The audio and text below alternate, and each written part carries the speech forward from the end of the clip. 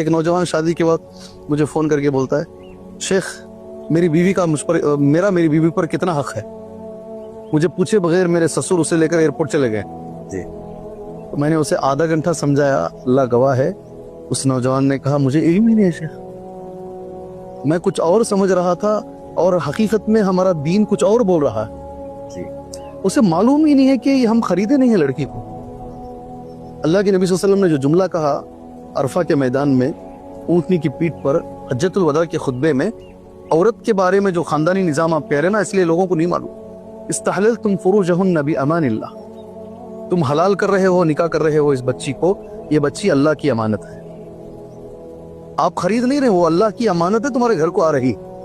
یہ جب تک مرد کو نہیں معلوم ہوگا اور یہ نہیں معلوم ہوگا کہ اس کا میرے اوپر حق کیا ہے, میرا اس کے اوپر حق کیا ہے, یہ خاندان کے اندر آتے رہیں گے. اور انشاءاللہ آپ کے براڈ کاسٹ پہ میں لکھ کے دیتا ہوں, شادی ہونے سے پہلے لوگ کتنی تیاریاں کرتے ہیں. میں تو ایسا بھی دیکھا ہوں, ایک سال انتظار کرتے ہیں, رشتہ ہو کر ایک سال تک تیاری چلتی ہے, 6 مہینے تیاری چلتی ہے, 3 مہینے تو چلیے نارمل ہے تیاری.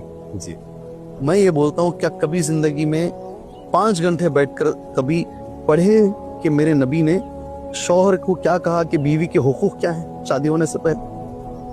بیوی کبھی پڑھی کہ شوہر کے حقوق میرے اوپر کیا ہیں, میرے نبی نے کیا کہا ہے؟ بالکل. جب پڑھیں گے یہ مسئلے حل ہو جائیں گے انشاءاللہ.